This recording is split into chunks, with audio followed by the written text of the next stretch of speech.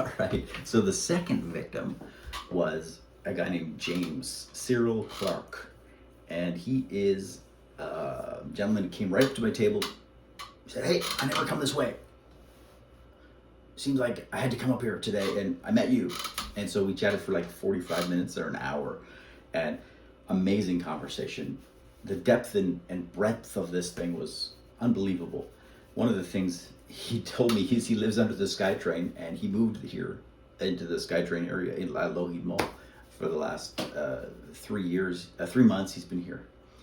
And he moves around different areas as he gets kicked out of one in the area. And he said that the reason he's here is because he feels like there's something here that he needs to do and meet. And he's basically decided to live homelessly to preach the gospel. So he's a true homeless gospel preacher, I guess. And he goes around and teaches and preaches and helps and evangelizes on the streets. Very inspiring. I am not homeless, as you can tell, but that was very cool to see. Very cool to see. And James said that he seems to have like incredible spiritual vision. And we read Psalm 69 together, which is absolutely fantastic about Jesus. And we spoke about some of the scriptures that he was connected to. One of the things he loves is the numbers in the Bible, and I've never really gotten into the numbers of the Bible, and I'm sure there's thousands of people doing that. But it was very inspiring to see his faith in the microscopic work of God. The macro is fantastic too. As you look at like even Psalm 69, where David is prophesying the future about Jesus coming and dying and the suffering of his soul, and like the details of what those prophecies had on the macro scale, while looking at all these microscopic prophecies that had to be fulfilled. It was fantastic. So here we look at one of the things he was mentioning is about his birthday aligning with specific scriptures. So he was born in 1972. March the 16th, 1972. So he's saying like there's a connection there. 3/16/72. I don't know what that's. Anyway, he had something that he thought, hey, God's done something because of the day I was born.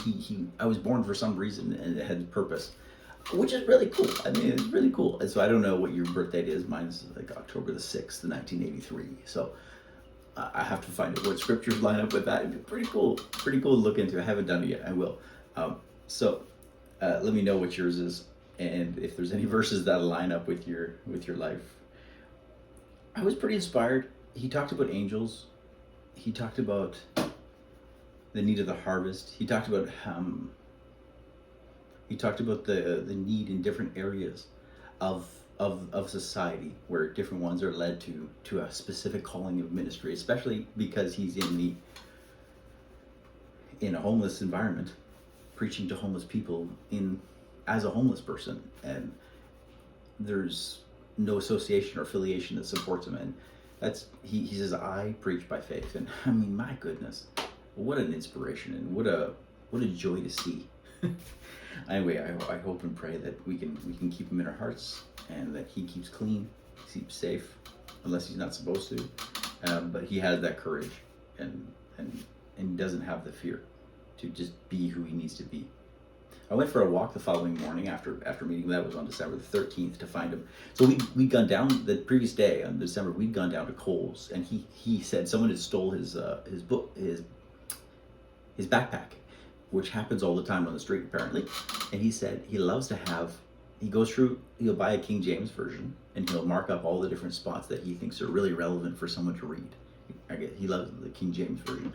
So we went, but his bag had got stolen the day before on the 11th. So we went out together to Kohl's bookstore, and we bought a bunch of different Bibles. And so he went through the different ones to find the one he liked, and then he marks it all up, and then he says when they steal his bag, they get a Bible.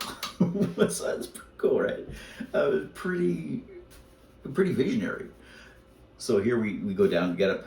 The following day, on the 13th, I went out for a walk early in the morning, and I said, hey, I wonder if James is around here somewhere. So, and I found him underneath a shelter.